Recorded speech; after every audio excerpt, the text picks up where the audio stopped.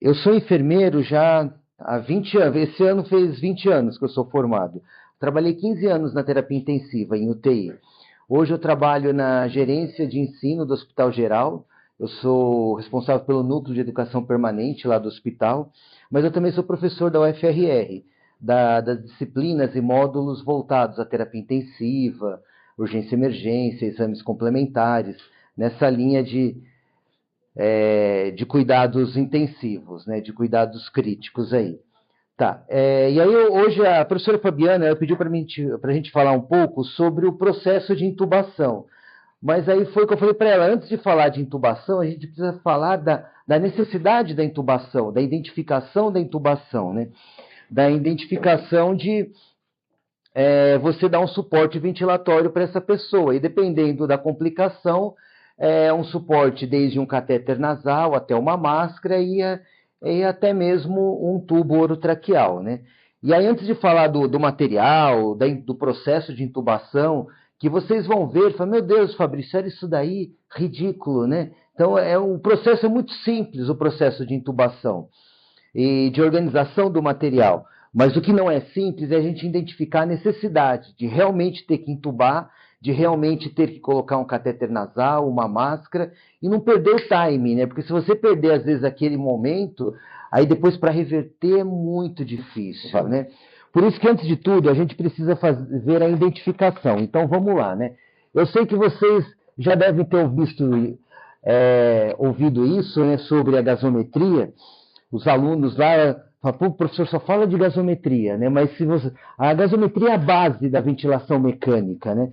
É a base da identificação da necessidade de oxigênio e quanto ele vai precisar, né? Então, só lembrando aqui a questão do potencial de hidroxila, você vai ter aí um valor de um sangue dentro da sua normalidade, né? De um sangue arterial, né? Arterial ou venoso, pode ser venoso também, o pH. Ele não se altera. 7,35 a 7,45. Esse é o valor de normalidade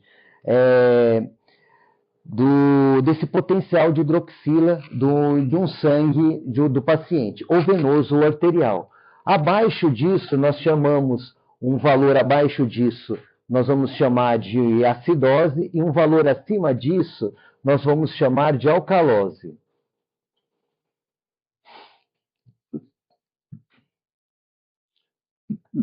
Essa acidose, ela pode ser respiratória ou pode ser metabólica, né?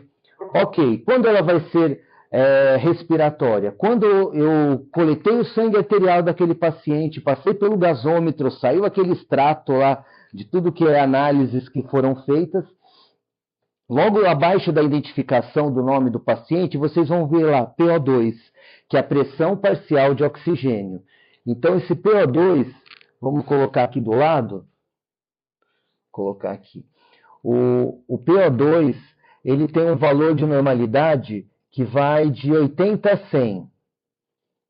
Esse é o valor de normalidade do PO2, milímetros de mercúrio. 2 M's aqui, tá? Esse é o valor de normalidade da pressão parcial de oxigênio.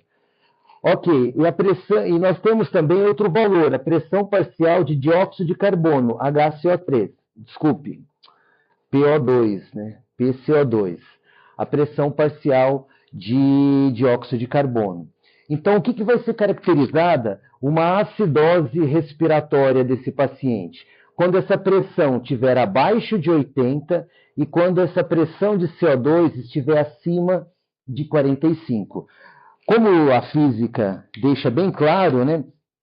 Dois corpos não ocupam o mesmo espaço. Então, se você tem muito oxigênio, você vai ter pouco CO2 na sua corrente sanguínea. Se você tem muito CO2, você vai ter pouco oxigênio. Mas aí, para você manter um equilíbrio, você tem que ter valores dentre esses. A pressão de oxigênio entre 80 a 100 e a pressão de CO2, de dióxido de carbono, entre 35 a 45 milímetros de mercúrio. Esses são os valores de normalidade da pressão de oxigênio e da pressão de CO2. Então, quando você tem um valor de CO2 na sua corrente sanguínea desculpe, isso aqui do seu sangue arterial, tá? O sangue venoso, esses gases são diferentes, porque o sangue não está oxigenado, né? Mas o sangue arterial, como ele está oxigenado, ele tem que ter esses valores. Tem que ter uma pressão de oxigênio acima de 80 e uma pressão de CO2 acima, ou melhor, entre 35 a 45. Ok, então vai ser caracterizado uma acidose respiratória quando essa pressão de oxigênio está abaixo de 80 ou essa pressão de CO2 está acima de 45.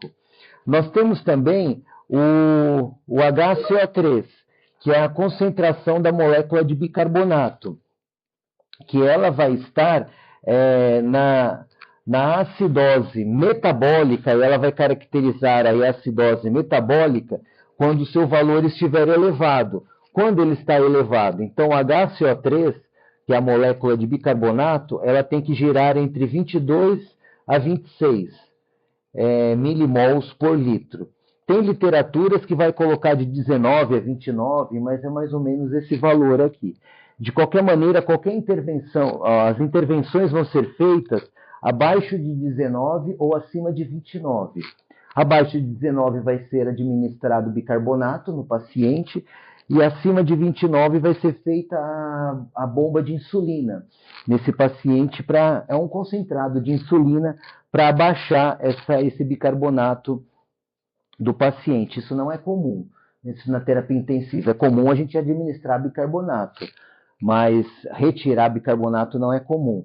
É feito quando ocorre algum erro e faz bicarbonato demais, por exemplo, no paciente. Ok, então isso aqui que caracteriza uma acidose respiratória. E a metabólica vai ser o aumento do bicarbonato, que vai ser acima de 26. Nós temos também uma acidose mista. É quando ocorrem esses dois efeitos. Quando eu vou analisar a gasometria do paciente, eu observo que ele apresenta uma pressão de oxigênio baixa, uma pressão de CO2 elevada e apresenta uma concentração de bicarbonato elevada. Esse paciente é caracterizado como uma acidose mista. Está ocorrendo os dois efeitos, a respiratória e a metabólica. Isso tudo é para chegar na intubação, né? Na alcalose ocorre o efeito contrário. Na alcalose, essa pressão de oxigênio ela vai estar aumentada. E a pressão de CO2, né, pressão parcial de dióxido de carbono, né, ela vai estar diminuída. E o bicarbonato ela vai estar aqui na alcalose também diminuído.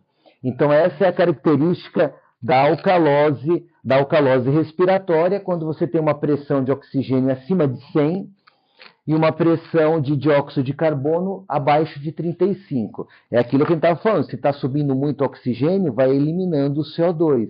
Mas a gente precisa de CO2 também na nossa corrente sanguínea, né?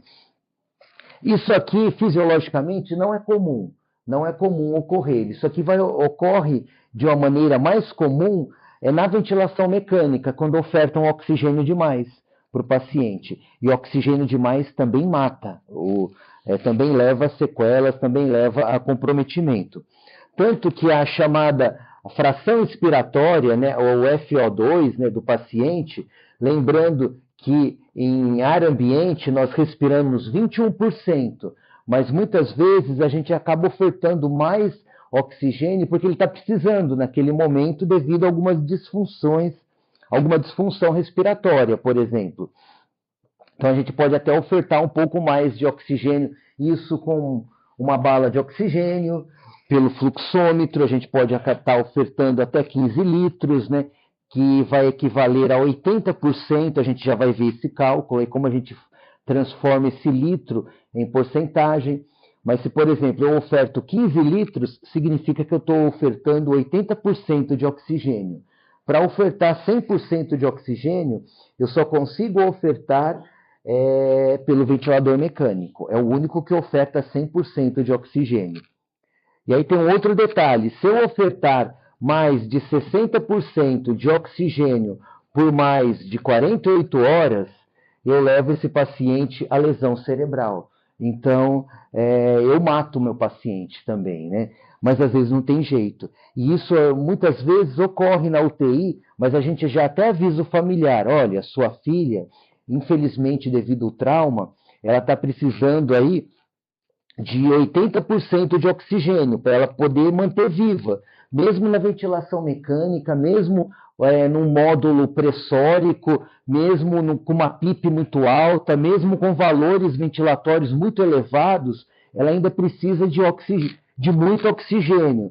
E a gente está ofertando 80% de oxigênio. E já está fazendo uma semana que estamos ofertando isso para ela.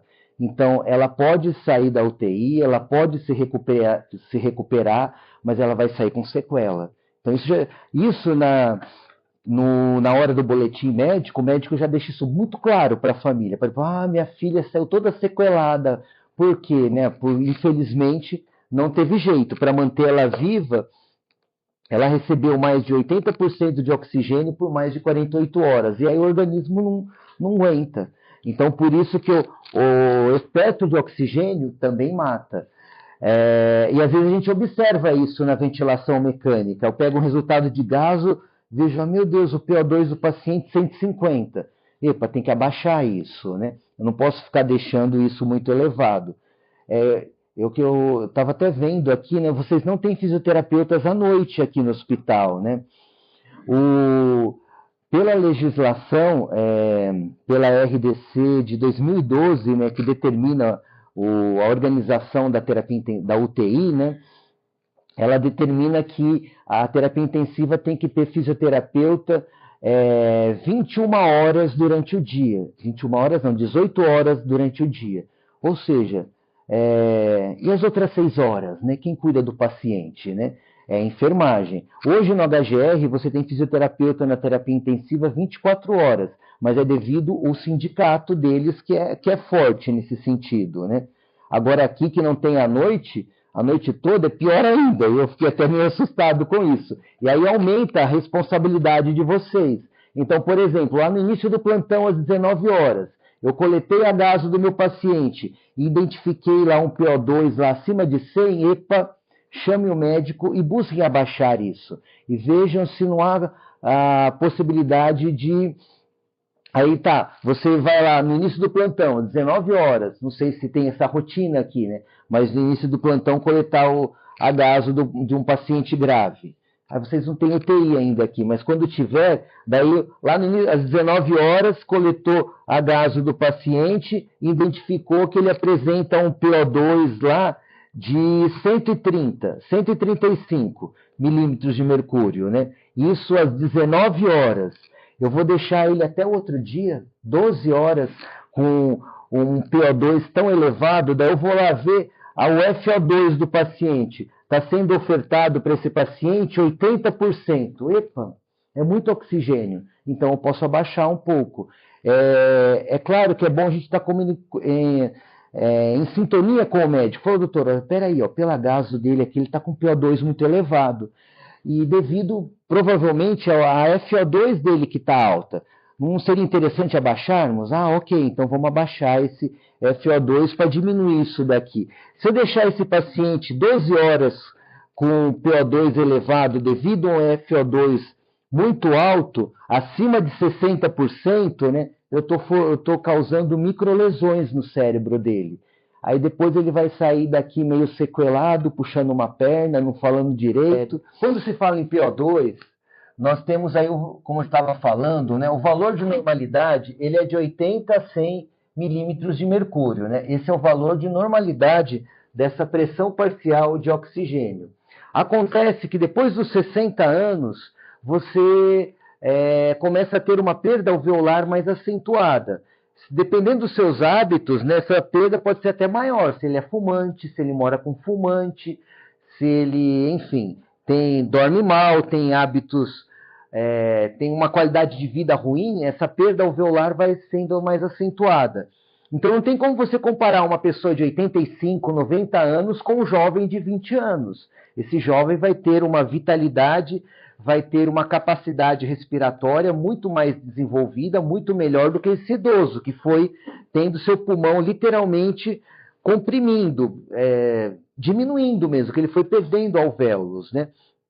Mas à medida que essa pessoa vai envelhecendo, vai avançando na vida, o organismo dele vai se adaptando com essa capacidade respiratória diminuída. Por isso que existe um cálculo para você ver qual é o limite que essa pessoa suporta a partir dos 60 anos. Então, antes dos 60 anos, não precisa fazer esse cálculo.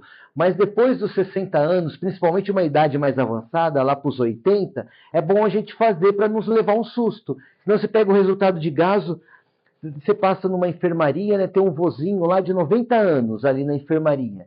O vozinho está lá muito bem, obrigado, tranquilo, com o celular dele, vendo o Instagram, de boa lá o vozinho, né? E aí você, não, deixa eu coletar estou coletando as gases do paciente, deixa eu coletar do vozinho. Daí você coleta dele, meu Deus, ele apresentou um PO2 aqui abaixo de 80. Mas você vai lá no leito, ele está respirando muito bem. A gente vai ver ali, pelo protocolo, esse PO2 aqui abaixo de 80 já é um indicativo de ofertar oxigênio para ele. Mas eu não preciso ofertar oxigênio para esse vozinho, porque o organismo dele se adaptou com essa perda alveolar, com essa diminuição, então para ele está bom. E aí tem um cálculo para isso, né, que é o chamado PO2 ideal pela idade. A fórmula é uma fórmula já, né, determinada, que ela vai ser 109 menos a idade vezes 0,45, né? 0,45. Então vamos lá, por exemplo, uma pessoa de 90 anos, 90 vezes 0,45, façam aí, por gentileza. Ó. Aí menos 9, o resultado aqui menos 9.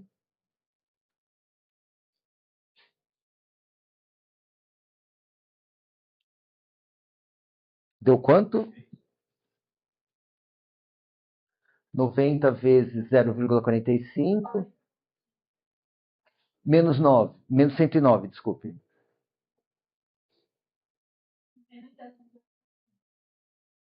68,5. Vamos arredondar para 69, né?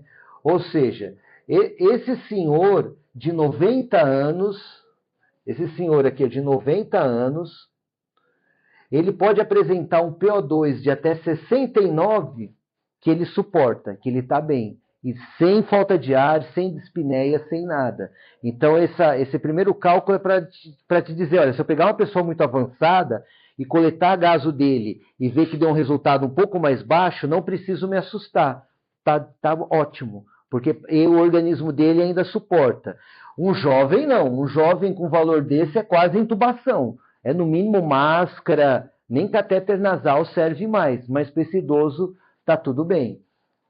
Lembrando que o valor de normalidade é de 80 a 100, está 69, está muito baixo. Mas chegar até esse valor para essa pessoa de 90 anos, tá bom.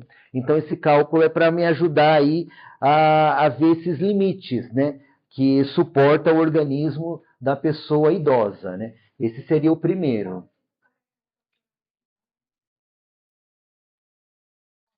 Não, aí não tem como a gente calcular isso, né, para DPOC. É claro que acaba sendo mais, o paciente acaba ficando mais grave, né, nessas situações. Essa combinação da idade e da DPOC, por exemplo. Mas aí a gente vai levar em consideração a idade. Então, mesmo essa pessoa com DPOC, ele tendo 90 anos, ele teria que ter no mínimo esse valor aqui. No mínimo. É claro que o ideal é sempre acima disso, mas o organismo dele suporta esse limite, né? É nesse sentido, de suportar esse limite. Então, esse seria o primeiro cálculo aqui, né? O PO2 ideal pela idade, né? Alguma pergunta aqui? Tranquilo, né? Aí nós temos o segundo cálculo, que é para a gente observar aí o chamado FO2 ideal, né? O FO2 ideal. O que seria esse FO2 ideal, né? Esse FO2 ideal é naquela situação onde eu tenho que ofertar oxigênio para ele, mas eu não tenho certeza quanto. Quanto que eu vou ofertar para ele? Eu oferto 2 litros ou 4 litros? Eu oferto 4 ou 10 litros? O que seria o ideal para esse paciente? É claro que é um cálculo assim muito subjetivo também. É um cálculo que Com o resultado dele, a gente acaba sempre ofertando o dobro desse resultado, porque tem muita vazão, o catéter nasal, a máscara, se perde muito. Então, mesmo que eu encontre um valor de 2, eu posso ofertar 4 litros sem nenhum problema. Eu encontrei aqui pelo cálculo que eu deveria estar ofertando 2 litros para ele. Mas eu posso ofertar 4, que está ótimo, porque ele perde muito. Agora, não vou ofertar menos que 2 para esse paciente. E como que eu faço isso?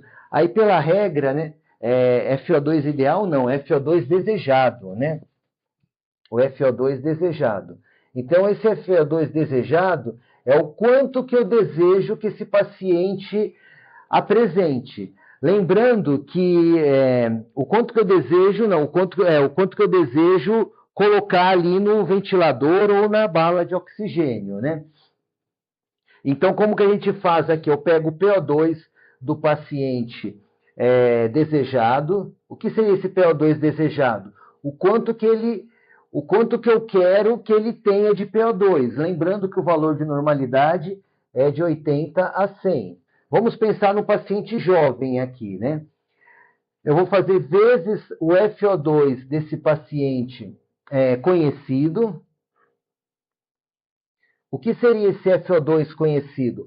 O quanto que ele está apresentando naquele momento. Lembrando que esse FO2, essa fração expiratória, nós respiramos no ambiente 21%. Então, se ele está sem oxigênio, ele está com 21%. O resultado disso, eu vou dividir aí pelo PO2 conhecido. O que seria o PO2 conhecido? O resultado da gasometria. Então, vamos pensar numa situação, assim, eu estou passando numa enfermaria, encontro um paciente com uma certa dispneia, um desconforto respiratório, tossindo, ele não está muito bem. Coloco um oxímetro de pulso nele para verificar a saturação e verifico que a saturação dele está 92, 91, epa! Então, eu vou lá e coleto um sangue arterial dele, passo pelo gasômetro para analisar. E aí, no resultado ali do gasômetro, eu vejo lá que o PO2 dele apresentou, é o conhecido, apresentou um valor, vamos colocar um valor lá de 64. Apresentou um valor de 64. Então, como que eu faria esse cálculo aqui? O PO2 desejado, então, esse paciente que apresentou um PO2 de 64, ele está muito abaixo do que deveria. Então eu desejo que ele tenha um valor melhor. Vamos colocar, então, eu queria que ele apresentasse um PO2 de 84. Eu posso usar qualquer valor acima de 80. Vezes o FO2, como ele está em ar ambiente, esse senhor é 21, e aí eu vou dividir pelo resultado que eu encontrei na gasometria, né? Então, só fazer. Cadê meu celular aqui? Podem fazer aí também, né?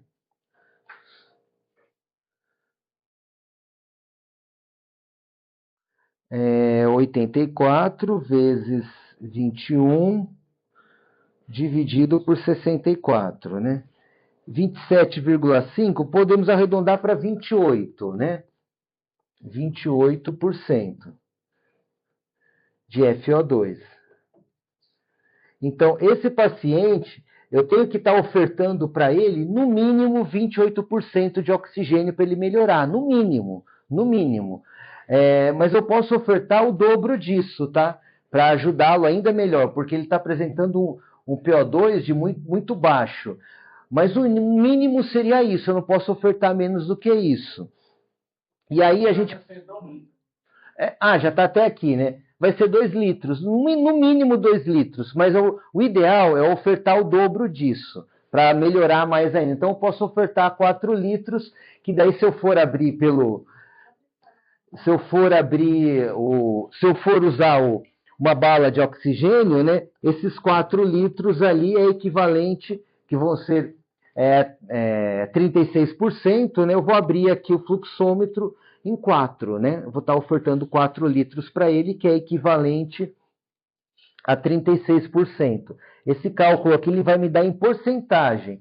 Aí esse terceiro é para mim transformar essa porcentagem em litros, esse litro em porcentagem, né? Então, por exemplo, quando eu oferto aqui 15 litros para o paciente, significa que eu estou ofertando 80% de oxigênio. Ah, se eu oferto 10 litros, eu estou ofertando 60% de oxigênio, né? Então, é só para fazer essa transformação, né?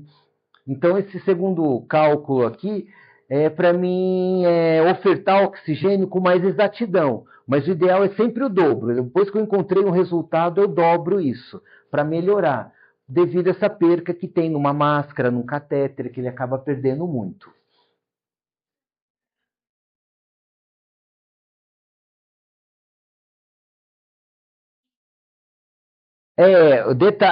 Outro detalhe, tá? Vamos já aproveitar e falar disso. Tá. Se eu ofertar 1 ou 2 litros para o paciente, ele não precisa ser umidificado, esse ar. Ele pode ser sem umidificação. Mas se o paciente precisar ficar mais de 12 horas com esse oxigênio, mesmo que seja em 2 litros, é melhor umidificar, que vai começar a causar muita irritação na mucosa. Então, deixar algumas horas sem umidificação, se for 1 ou 2 litros, tudo bem. Acima de 12, ele já tem que ir com umidificação. O que é essa umidificação? É água destilada. Ah, eu estou sem água destilada no setor. Pode pôr água filtrada, água da torneira, não tem problema. Mas eu jamais vou colocar aqui soro fisiológico, ringer lactato, soro glicosado, senão vai causar outras complicações para o meu paciente. É água destilada. Ou a água da torneira mesmo. Ok. O catéter de tipo óculos, o catéter nasal, né, esse de baixo fluxo, a gente pode estar ofertando no máximo 4 litros. Acima disso, a gente já coloca a máscara. E aí, de 5 a 10 litros, de 5 até 15 litros, pode ser com a máscara, que a gente vai estar ofertando para ele. Já com umidificação também, né? Com o catéter nasal, aquele de baixo fluxo, é no máximo 4 litros. Porque senão ele já vai causar 5, 6, já vai causar muita irritação na mucosa. Então, já contribuindo com a colega, né? Então, se está com máscara, é acima de 5 litros, né? Até 15 litros dá para usar a máscara aí. Mas a gente já vai ver o protocolo, que o protocolo não recomenda usar mais de 5 litros, né, com a máscara. Principalmente em suspeitas de Covid, HN1, essas doenças respiratórias mais graves. Tranquilo aqui também, né? Podemos ir à frente. E o terceiro é só essa transformação, né? É uma regra, né, que vai ser sempre assim, né? Que nada mais é do que o valor é 20 mais 4 vezes o oxigênio que você está ofertando. Você vai saber ali quantos por cento. Então, estou ofertando 8 litros, né, usando essa regra, eu vou descobrir que eu estou ofertando 52%. Né? Então, já tem ali até todos eles calculados para a gente não ter dúvida. Né? Tá, e o último aspecto ali, né, deixa eu apagar tudo aqui, é o índice de oxigenação. Né? O índice de oxigenação, ele é o padrão ouro da identificação de complicação respiratória do paciente. Vocês vão ver, por exemplo, nas UTIs da HGR, que vai ter assim, um quadro grande, assim, tipo esse, lá o nome do paciente, a idade do paciente, o dia da internação do paciente, o nome do técnico que está responsável por ele naquele plantão e o índice de oxigenação. Esse índice de oxigenação, ele é fundamental para mim evoluir na questão ventilatória do meu paciente, que a fisioterapia atualiza isso 3 vezes ao dia, no plantão da manhã, no plantão da tarde e à noite, para ver como ele está melhorando, esse paciente, se está melhorando ou piorando o quadro dele, né? Então, esse índice de oxigenação, como que a gente vai fazer? É o PO2 do paciente, o PaO2, né? Dividido pelo FO2 do paciente, pela fração expiratória. Simplesmente é isso. Esse PO2, é claro que eu vou pegar pelo resultado da gasometria. Né? Então, coletei a gaso daquele paciente e ali no resultado da gaso apresentou um valor lá de PO2. Eu pego esse valor e divido pela fração expiratória. Se ele estiver em ar ambiente, eu divido, mas eu não divido por 21, eu coloco sempre o 0, na frente. Então, por exemplo, eu coletei a gaso do paciente, identifiquei que ele apresentou um PO2 de 70, apresentou um valor de 70. Então, eu vou dividir, mas ele está em ar ambiente, eu vou dividir por 21%. O paciente estava ali na enfermaria, eu passei lá durante o meu plantão, observei que ele estava meio dispineico, né, esse paciente, coloquei ali um oxímetro de pulso, verifiquei que a saturação estava lá 92, por exemplo, coletei o sangue arterial, passei pelo gasômetro e apresentou esse valor de pressão parcial de oxigênio. Aí o que eu faço? Como ele está em ar ambiente, ele está sem catéter, sem nada, eu divido isso por 0,21. Já fizeram? Vamos fazer aqui. 70 dividido por 0,21. Todo mundo encontrou esse valor? 333? Ok, ele apresentou um valor de 333.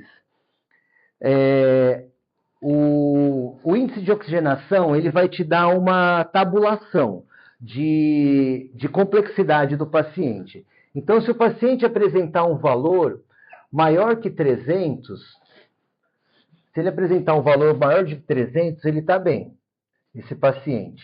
Ok, eu não preciso fazer nada com esse paciente, se ele apresentar um valor maior que 300. Se ele apresentar um valor entre 300 e 200, ele está apresentando uma leve lesão pulmonar, ou também chamada como SARA leve, esse paciente. Se ele apresentar um valor aí, depois que eu fiz esse cálculo, se ele apresentar um valor entre 200 e 300, é chamado de SARA leve. Lesão pulmonar aguda, né? Mas lesão pulmonar, lesão leve, tem várias. Lesão pulmonar leve, aguda, né? Enfim. Se ele apresentar um valor entre 200 e 100, ele está apresentando uma lesão pulmonar moderada, ou também chamada de SARA moderada, se ele apresentar um valor entre 200 e 100. Agora, se ele apresentar um valor abaixo de 100, esse paciente ele está apresentando uma lesão pulmonar grave, ou também chamada como SARA grave, né? Esse paciente.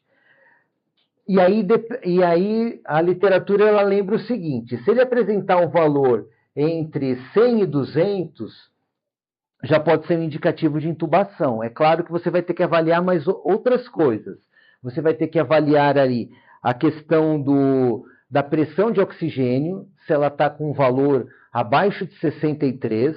Você vai ter que avaliar também o Glasgow do paciente, se ele está com Glasgow abaixo de 8 e com índice de oxigenação entre 100 e 200, já seria um indicativo de intubação desse paciente. É claro que dá para tentar, antes de intubar, fazer VNI nele, para ver se ele melhora antes de ir para o tubo. Mas se o Glasgow estiver muito rebaixado, é melhor intubar logo, porque ele não vai ajudar na VNI, esse paciente. Então, por isso que tem esses 3 fatores, que é a pressão parcial de oxigênio, que é o PO2 abaixo de 63, Glasgow,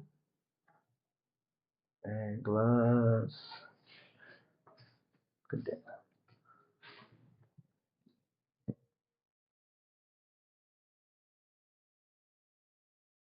Agora deu um branco, Glasgow, acho que é assim, né?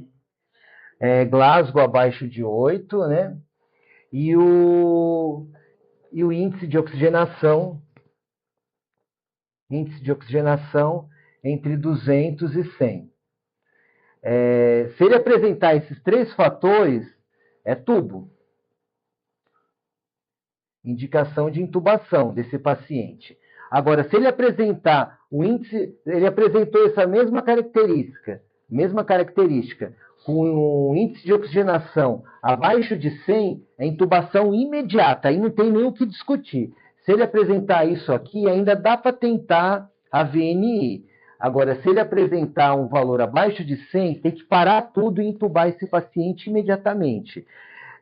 Então, esse índice de oxigenação, ele vai me ajudando na evolução. Então, por isso que às vezes o físio fala, o paciente está se preparando para ser estubado. É porque o índice de oxigenação dele está melhorando. Está chegando perto do 300 ou está passando de 300.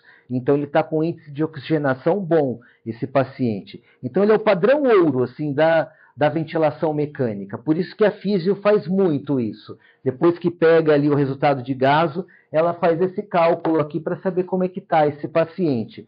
E aí, é claro, se ele está... Por isso que é importante a gente ver essa questão aqui de transformação. Se ele está com... o nosso paciente ele está com uma máscara e com 8 litros de oxigênio. Ou seja, se ele está com 8 litros, ele está com 52. Vamos fazer aqui, ó.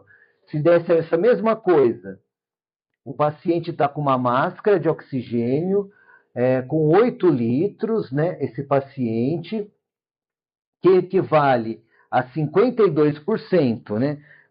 Quer ver como ele fica ruim assim, esse paciente?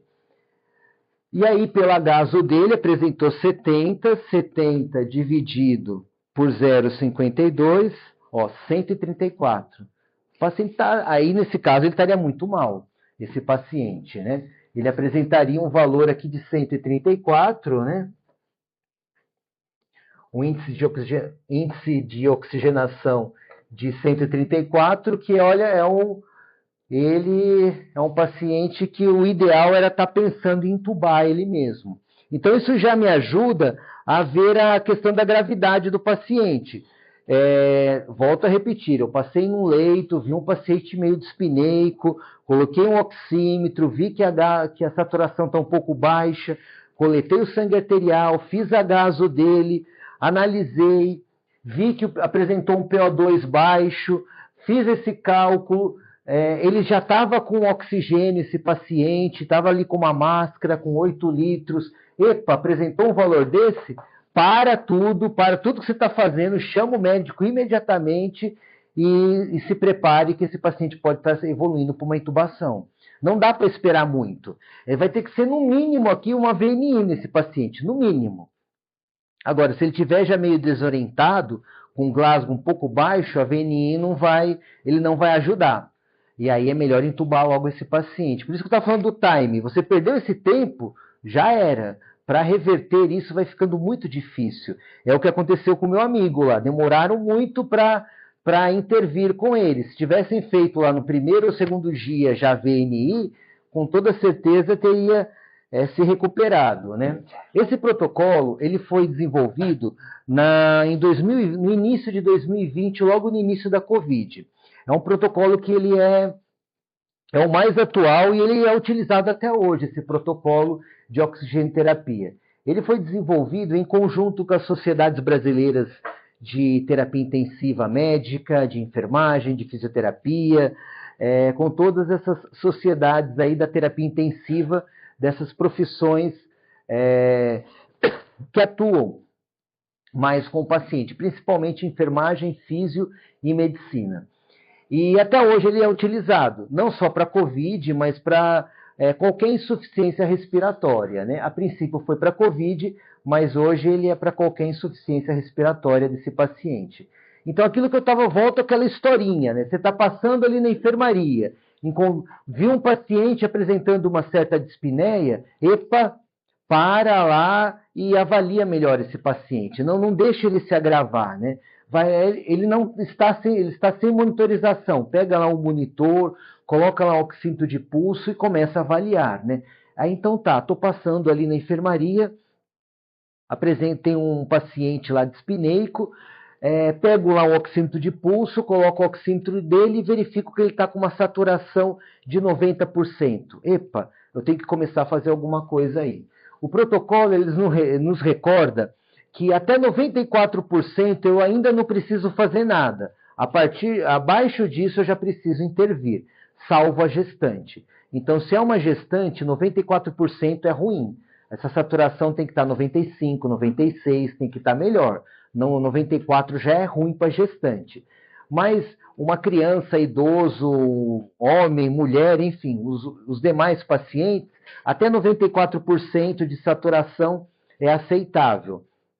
Esse paciente. É claro, sem oxigênio também. Ele está sem oxigênio, lembrando que ele está sem O2. Esse paciente está sem oxigênio, até 94 é aceitável. Abaixo disso, eu tenho que fazer um agaso. Então, é protocolo. Eu não preciso perguntar, ô doutor, eu posso lá fazer agaso? Você não precisa perguntar isso, né? Você é enfermeiro. Você simplesmente pega lá uma seringa, vai lá e colhe o sangue arterial desse paciente. Ok, coletei esse agaso. Aí pode apresentar 3 situações, né, desse paciente. Se ele apresentou um valor de até 75, um valor de PO2, de pressão parcial de oxigênio, né? Se ele apresentou um valor de PO2 até 75, eu vou estar ofertando oxigênio para ele. O protocolo me diz que eu posso estar usando um catéter nasal até 4 litros ou uma máscara até 6 litros de oxigênio para esse paciente. Então, se eu ofertar até uns 4, eu posso usar um catéter nasal. Se eu ofertar até 6, aí eu já vou colocar uma máscara nesse paciente. E quanto que eu coloco? Então, isso é muito subjetivo. Depende do estado do paciente e o que você acha melhor para ele. Não, olha, deu 75, mas ele está muito dispineico, ele está muito cansado, está respirando de uma maneira muito exaustiva. Então vou colocar uma máscara e colocar 6 litros logo, vou colocar o máximo. Ou às vezes não, ele está um pouco dispineico, não está tão agitado assim. Então vou colocar 4 litros de oxigênio para ele. Ok, depois que você faz isso, você tem que reavaliá-lo de 20 a 30 minutos depois. No máximo, 30 minutos depois, você tem que reavaliar esse paciente para ver como ele está. Como que eu vou reavaliar? Uma nova gaso. Então, vou ter que furar ele lá de novo, coletar novamente o sangue arterial desse paciente e para ver se essa intervenção que eu fiz aqui surtiu algum efeito, se melhorou o paciente. Então tá, meia hora depois eu fui lá, coletei uma nova gaso. Agora ele já está com uma saturação de 96%, o PO2 dele que estava 75 já foi para 80. Então tá bom, meu paciente. Então eu não preciso fazer mais nada com ele. O que eu posso...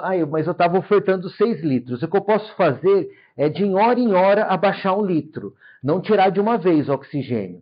Então, uma hora depois eu baixo para 5, mais uma hora para 4, assim eu vou abaixando até tirar o oxigênio desse paciente.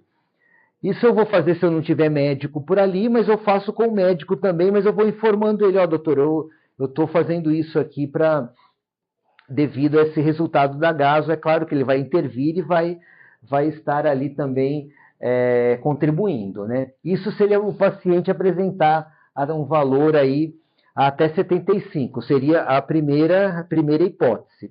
Pode acontecer que eu coletei esse sangue desse paciente e o resultado do PO2 dele deu entre 63 a 75. Epa, se tem um valor desse, o catéter nasal já não é suficiente. Já tem que ofertar mais oxigênio para ele.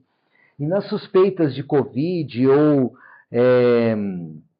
influenza, enfim, essas doenças respiratórias, o ideal é não passar de 10 litros. Então, eu posso ofertar até 10 litros de oxigênio para ele com a máscara. Mas eu não oferto mais do que isso. Porque 10 litros, essa máscara já vai começar a ter uma vazão muito grande. Vai dispersar muito ali pelos lados ali.